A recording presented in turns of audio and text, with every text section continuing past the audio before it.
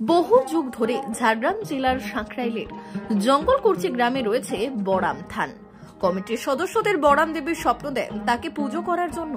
তারপর থেকেই কমিটির লোকজন বড়াম স্থানকে নিজেদের উদ্যোগে পরিষ্কার করা, রং করা এবং পুজোর সম্পূর্ণ আয়োজন করে আসছেন।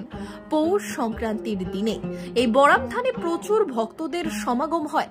অনেকে মানত করেন এখানে। সোনালী তথা গোল্ডেন শাওয়ার ট্রিকে ঘিরে আস্ত একটা মন্দির।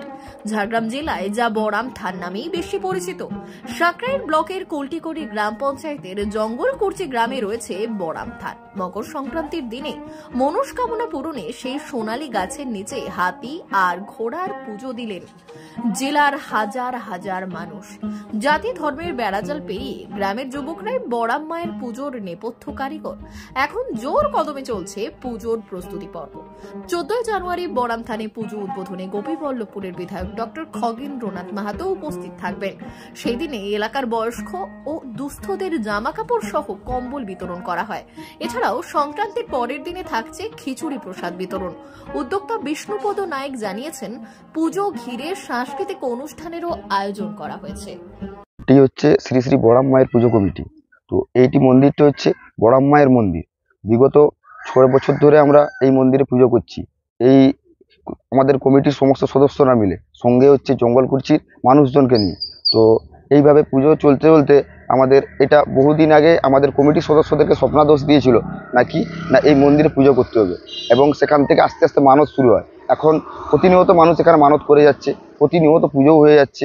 তো বিশেষ করে পৌষ সংক্রান্তির দিন এটা বড় করে পুজো হয় এই মন্দিরে। সেদিন বহু মানুষের আগমন হয়, সঙ্গে বহু মানুষজন আসে এবং মানতও করতে থাকেন। তো সঙ্গে সহযোগিতা করছে আমাদের এইখানের মানুষজনরা। তো আস্তে আস্তে এই পুজো বাড়ছে। আর প্রথম ছিল মন্দিরটা একটা সোনালী গাছের তলে হাতি ঘোড়াকে নিয়ে। আস্তে আস্তে মন্দিরটাকে আমরা একটু একটু করে এগিয়ে এগিয়ে সাইডটাকে সব কিছু কাজ করে দুটো হাতি দুটো ঘোড়া নিয়ে এসে বসিয়েছি। সেইভাবে আস্তে আস্তে এগোচ্ছে সমস্ত মানুষজনকে নিয়ে। তো দেখা যাচ্ছে এই পুজোর জন্য সবাই আগ্রহ হচ্ছে আস্তে আস্তে। তো এখন বর্তমানে 14 জানুয়ারি, আমাদের 15 জানুয়ারি পৌষ সংক্রান্তির আগের দিন। তো সেদিন আমাদের কাছে আসছেন গোপীবল্লভপুরের বিধায়ক ডক্টর খগেন্দ্রনাথ মাহাতো, সঙ্গে লোকাল মানুষের গণ্যমান্য ব্যক্তিরা, সঙ্গে আরও বহু মানুষজন আসছে।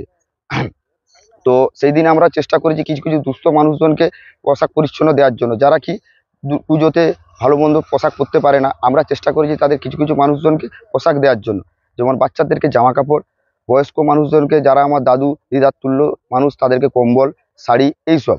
তো সঙ্গে রেখেছি খিচুড়ি প্রসাদ বিতরণ, সঙ্গে আরও সাংস্কৃতিক কিছু অনুষ্ঠান করার চিন্তা ভাবনা আমরা নিয়েছি। সেগুলো আস্তে আস্তে করে এগোচ্ছি। তো এইভাবে আমাদের পুজো এগোচ্ছে, এগোতে থাকবে। সঙ্গে সবার সাহায্য আমরা কামনা করি। বিধায়ক আমাদের উদ্বোধনই করতে আসবেন, যেদিন পুজোর আগের দিন তিনি উদ্বোধন করতে আসবেন এখানে। এটা 7তম বর্ষ পুজোটার আয়োজন হয়। আমাদের কমিটির কিছু মানুষজনকে বা কিছু সদস্যদেরকে বহু বছর আগে যে স্বপ্নাদেশ দিয়েছিল, এই স্বপ্নাদেশের থেকে আস্তে আস্তে এই সোনালী গাছের নিচে এই হাতি ঘোড়াকে নিয়ে আমরা পূজা করা শুরু করি। তো এইভাবেই আমাদের পুজো এগোতে আছে। হ্যাঁ, মানতও করেন, এখনও করে যাচ্ছেন, তাদের ফলাফলও পাচ্ছেন। সেই জন্য পুজোটা দিনকে দিন আমাদের বেড়ে উঠছে, আর বহু মানুষের আগমন হচ্ছে প্রতিনিয়ত। আমার নাম হচ্ছে বিষ্ণুপদ নায়েক, আমি সম্পাদক দায়িত্ব আছি। আর এটা হচ্ছে শ্রী শ্রী বড়াম মায়ের পুজো কমিটি।